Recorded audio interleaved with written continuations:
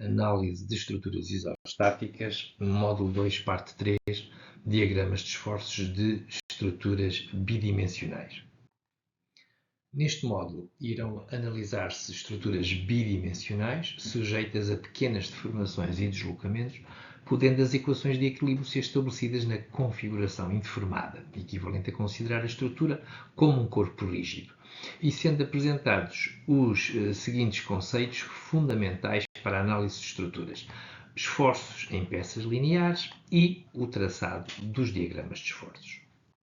Relativamente à definição de esforço, consideram-se como esforços o conjunto de forças generalizadas, forças e momentos, portanto, de ligação interna numa qualquer secção transversal de um elemento e uma estrutura e que garantam o equilíbrio. Portanto, admitindo que nós temos esta estrutura sujeita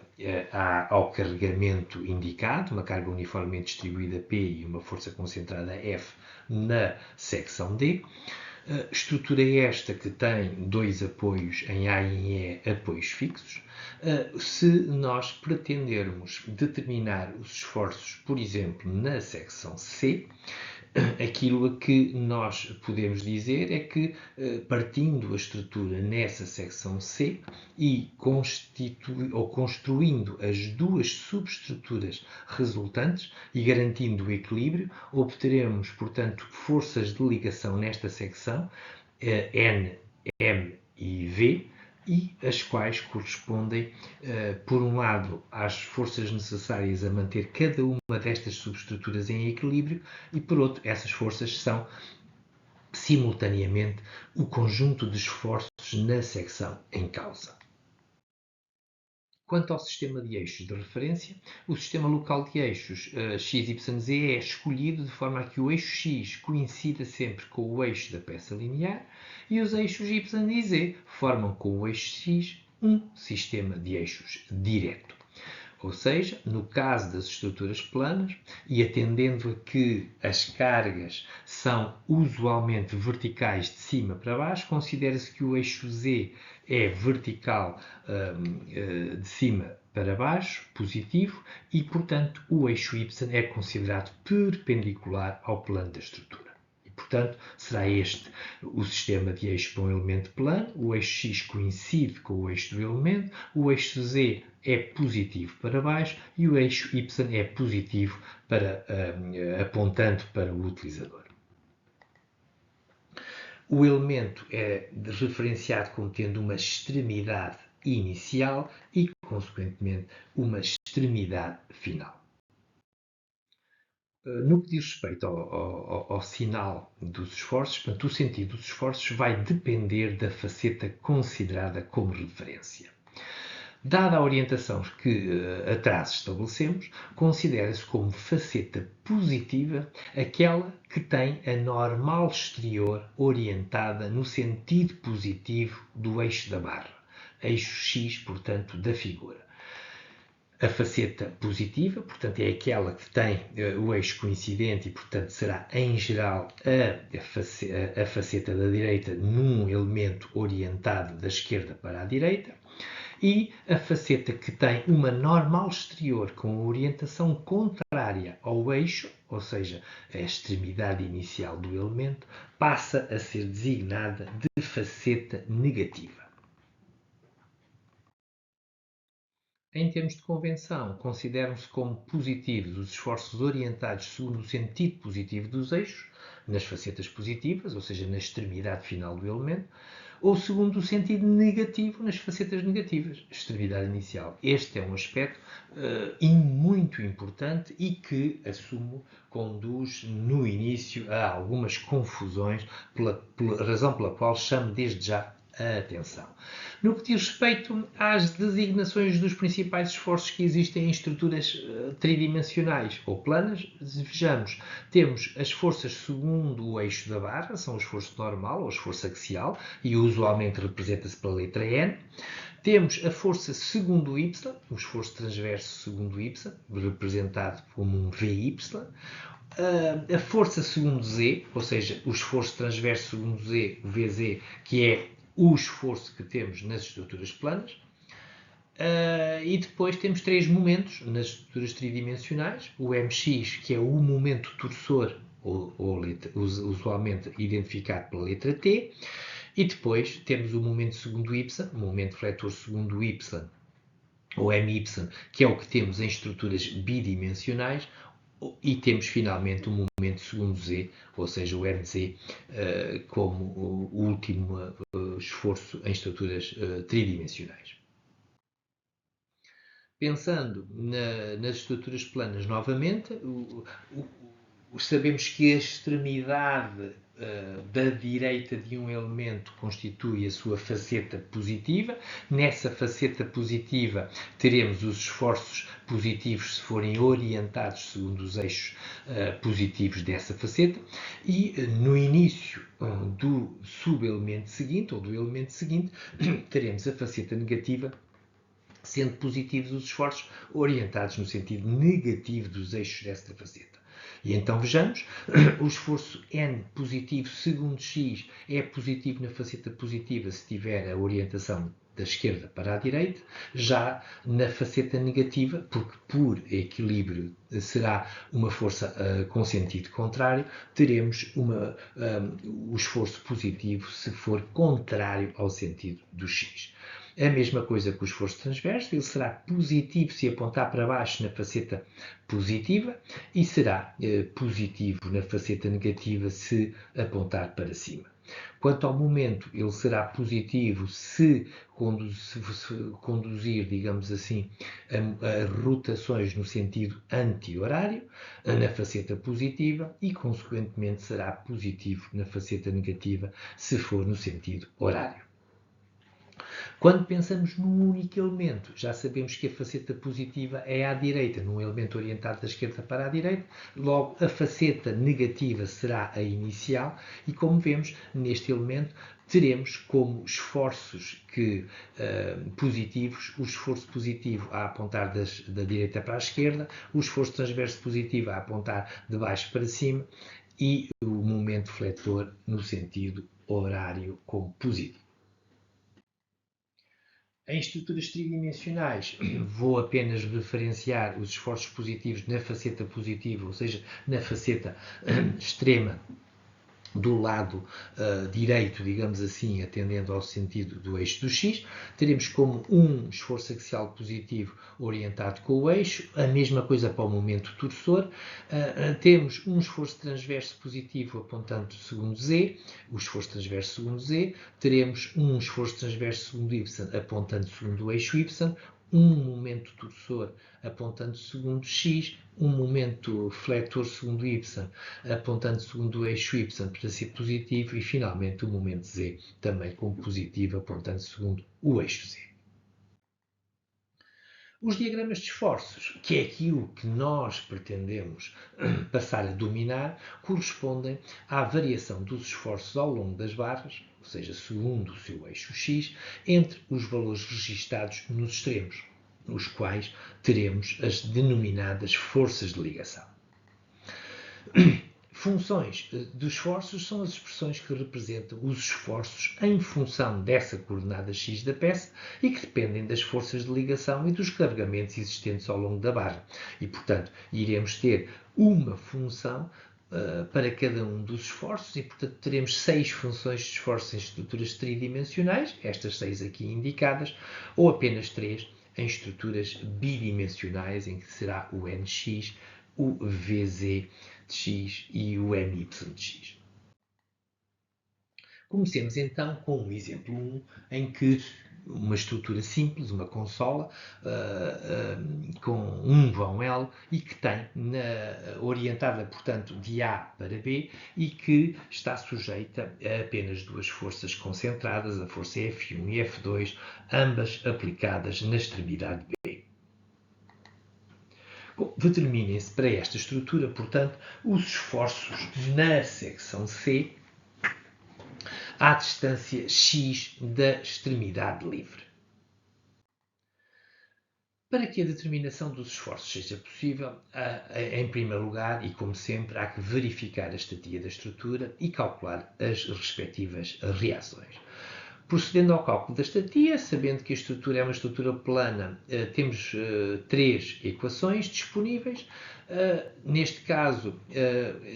a estrutura tem apenas um apoio, que é um encastramento, e nesse encastramento, portanto, tem três reações, uma força vertical, uma força horizontal e um momento, de onde,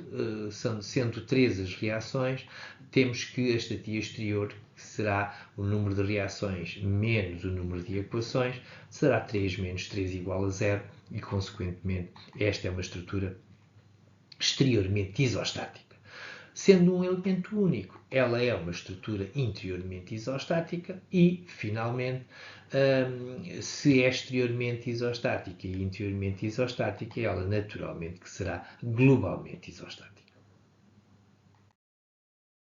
O cálculo das reações é efetuado com recurso às três equações de equilíbrio disponíveis para qualquer estrutura plana. Começando pelo equilíbrio de forças horizontais, o que podemos dizer que é que o RH mais F1 tem que ser zero, onde RH será igual a menos F1. Por outro lado, sabemos que o equilíbrio de forças verticais também tem que ser zero, onde RAV menos F2 tem que ser zero, onde RAV será igual a F2. E, finalmente, sabemos que o momento terá que ser nulo em qualquer ponto, pelo que, fazendo a análise na secção A, temos que o somatório de momentos nessa secção tem que ser zero, resulta que o momento que lá está a atuar, que é o MA, menos o momento produzido pela força F2 na secção A, que é menos F2 vezes L, tem que ser zero, onde o momento MA será igual a F2 vezes L. Para a determinação dos esforços numa qualquer secção do elemento, há então que adotar uma variável x que posicione essa secção relativamente a uma secção específica. Em geral, adota-se a distância a uma das extremidades, ou à secção da esquerda ou à secção da direita. Então, portanto, cá está, pegando no elemento e se optarmos por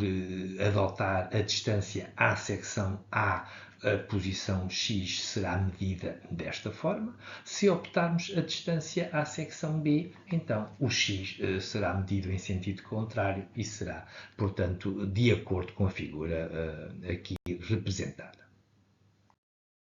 O procedimento para a determinação dos esforços numa qualquer secção, e em particular na secção C, consiste, obviamente, em considerar que o elemento é seccionado nesse ponto, passando a constituir dois elementos. Portanto, o elemento AC, que terá que estar totalmente em equilíbrio, e o elemento CB, que também estará completamente em equilíbrio, desde que se introduzam as forças de ligação. Portanto, o objetivo é, portanto, determinar essas forças de ligação em C, entre os dois elementos, as quais irão corresponder corretamente aos esforços da secção à distância de x de B ou de A. E, portanto, teremos um NC, o esforço axial, o esforço transverso e o momento fletor em C. Por equilíbrio estático do troço BC, efetuado na secção C à direita, portanto, ou seja, na extremidade esquerda do elemento CB, os esforços resultam então o esforço axial NX, um esforço transverso segundo Z, VZ de X, e um momento Y, que será o MYX. Estes esforços que eu estou a colocar como positivos, com o sentido positivo da faceta negativa ou o sentido positivo na faceta positiva, e os equilíbrios eu vou naturalmente executar, os três equilíbrios de forças horizontais, forças verticais e momento, vou executar nos eixos globais do elemento. E então, por equilíbrio, temos que menos Nx mais F1 tem que ser zero, onde o Nx tem que ser igual a F1, ou seja, o esforço axial em qualquer secção X é igual a F1. O que é que daqui concluímos é que não depende de X e será constante em toda a barra. Fazendo agora o cálculo do equilíbrio das forças verticais, ou seja, do esforço transverso, temos que o V de Z de X menos F2 tem que ser zero, de onde o V de Z de X será igual a F2. Mais uma vez, temos que o esforço transverso em qualquer secção X deste elemento é constante e igual a F2, portanto não depende da coordenada X. E finalmente, fazendo o equilíbrio de momentos na coordenada x, temos que a única força que provoca momentos é F2, de onde o my menos o my de x menos o x vezes F2 tem que ser zero, de onde temos que o my será igual a menos x vezes F2. E, portanto, concluímos que o momento é linear, depende linearmente da variável de posição x e estão estabelecidas as equações que traduzem os três diagramas de esforços da barra AB.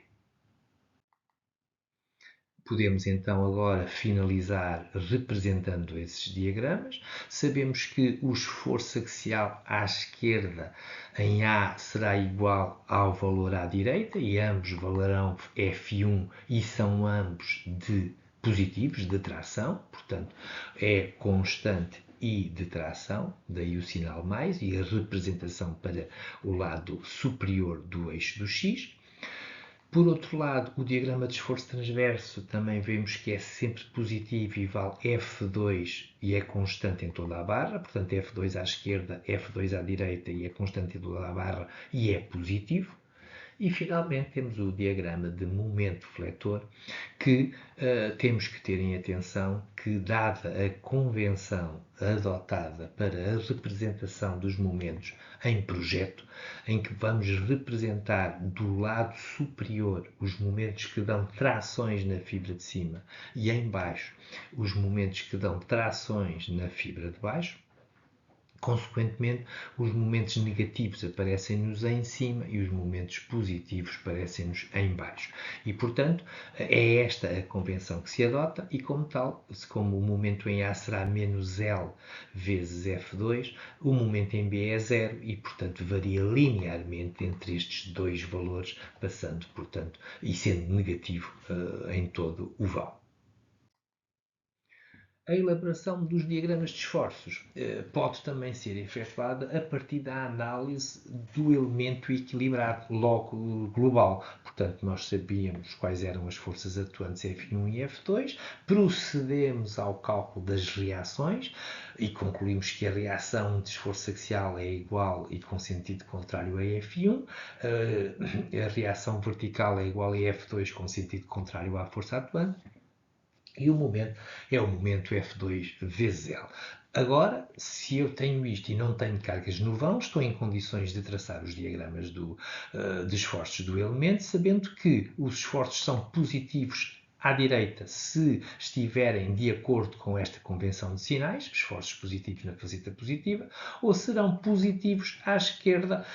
na faceta negativa com o sentido contrário. Portanto, agora basta-me olhar para o elemento e se eu quiser traçar os diagramas de esforço axial, esforço transverso e momento fletor, eu concluo que o esforço axial, o F1 à esquerda em A, tem o sentido positivo da convenção ou é um valor positivo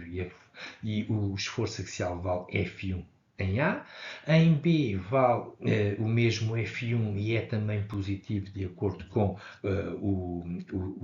a convenção de sinais. E, portanto, como nada aconteceu no vão, o esforço é constante e igual sempre a F1 e é positivo. Aplicando o mesmo raciocínio ao esforço transverso, nós temos que o esforço transverso à esquerda é positivo e vale F2, temos um esforço transverso à direita que é positivo e vale F2, então o esforço transverso é constante e é positivo. Finalmente, no que diz respeito ao momento fletor, o momento fletor à direita é zero, à esquerda é menos L vezes F2, onde temos uma variação linear, porque não há cargas no vão, há cá apenas esforço transverso nas extremidades e, consequentemente, o diagrama é linear. Considere-se agora, como exemplo 2, a mesma consola, que se encontra representada na figura, novamente orientada de A para B, e agora sujeita a uma carga uniformemente distribuída, P, aplicada ao longo do vão. E o que se pretende, à semelhança do exemplo anterior, é determinar os esforços no diagrama de esforços do elemento, ou, se quisermos, determinar os esforços na secção C à distância x da extremidade livre. Por equilíbrio estático, tal como fizemos no problema anterior, seccionando o elemento em duas partes, a parte AC e a parte CB, fazendo o equilíbrio entre estes dois elementos, teremos um esforço axial NX, já que a secção C se encontra a X do apoio, um momento fletor MY e um esforço transverso VZ, e aplicando as equações globais do problema, temos que o somatório de forças horizontais ser igual a zero leva-nos a que Nx é igual a zero, ou seja, teremos um esforço axial nulo ao longo de todo o elemento. Por equilíbrio de forças verticais, concluímos que o Vz de x será igual à resultante de P vezes x e, portanto, temos que V de Z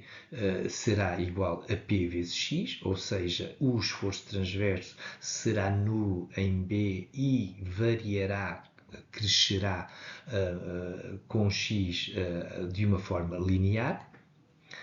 E, finalmente, o momento em C será, por equilíbrio, o momento em C menos Px vezes x sobre 2, que é o ponto onde está a resultante da carga distribuída que atua ao longo de x, e então temos que o momento em y valerá menos px ao quadrado sobre 2, ou seja, será uma equação de segundo grau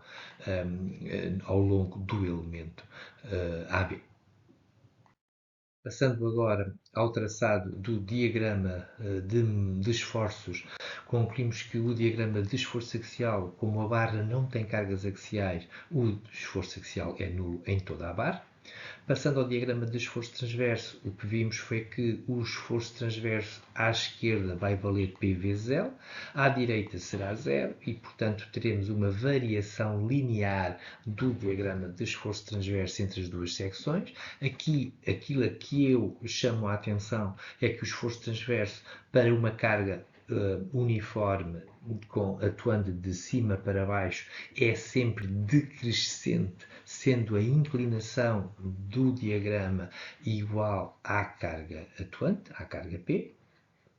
E, finalmente, o diagrama de momentos fletores, sabemos que o momento em A será negativo igual a menos PL ao quadrado sobre 2 e o momento em B será zero, sendo o diagrama uma parábola, portanto um diagrama de segundo grau. Chamo também aqui a atenção que esta é uma característica matemática da relação entre os esforços, que a área do diagrama de esforço transverso, ou seja, esta área que eu aqui assinalo entre A e B, entre quaisquer dois pontos, é sempre igual à variação do diagrama de momentos entre esses mesmos dois pontos. Como o momento em B é zero, e nós sabemos que é zero, eu poderia ter determinado que o momento PL ao quadrado sobre 2 era o momento em A, porque a diferença entre os momentos de A para B não é mais do que aquela área daquele triângulo que é, consequentemente, P vezes L sobre 2 e, consequentemente, como essa diferença de MB menos MA resulta igual a esta área e como MB é igual a zero, então o momento em A será menos PL ao quadrado sobre 2. Outro aspecto que considero importante é termos em atenção as relações entre esforços e forças, ou seja, proceda-se agora à análise do equilíbrio de uma porção infinitesimal de um elemento plano de uma estrutura, sejam Px, Pz e My as cargas aplicadas entre as secções extremas, que eu vou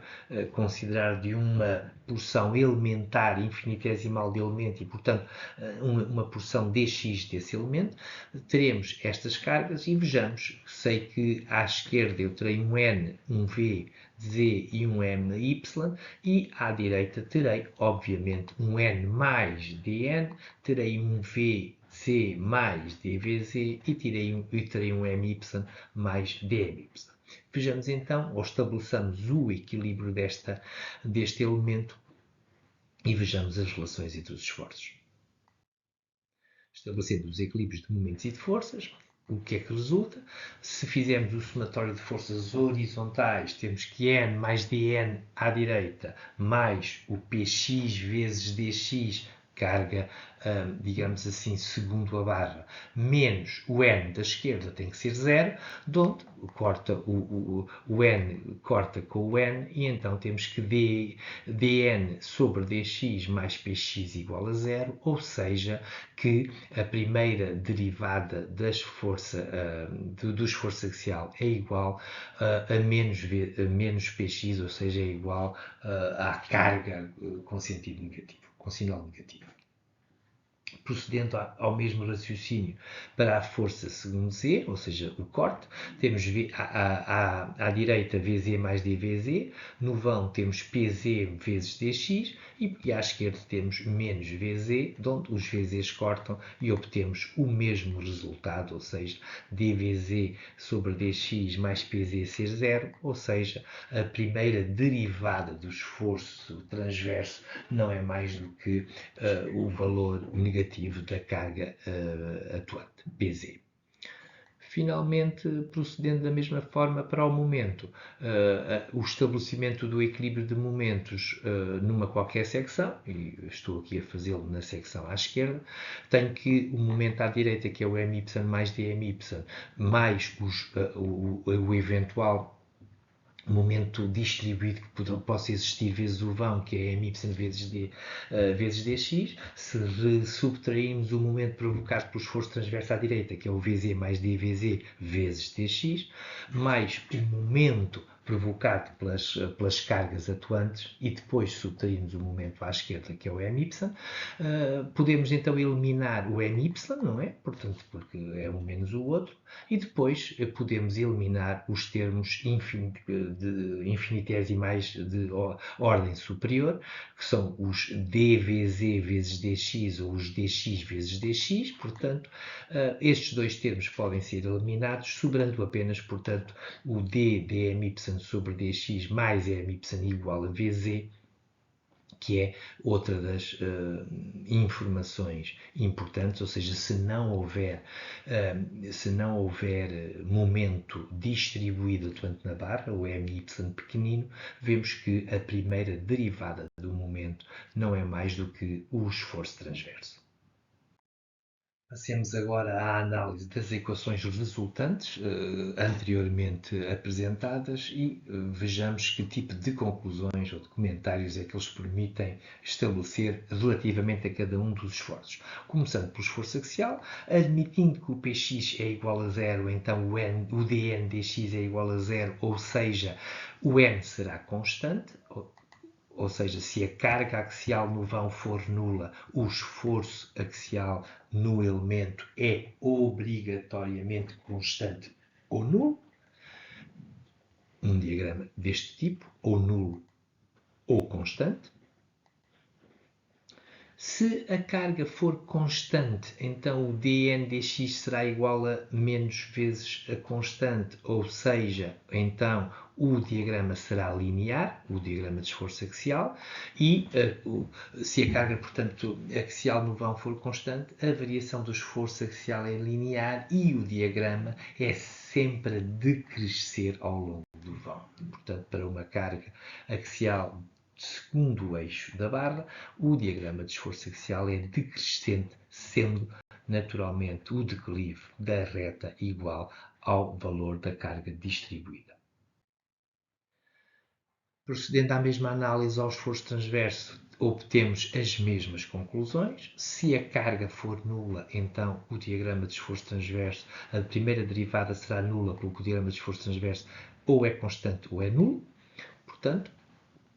por outro lado, se a carga for constante, e portanto teremos este diagrama constante,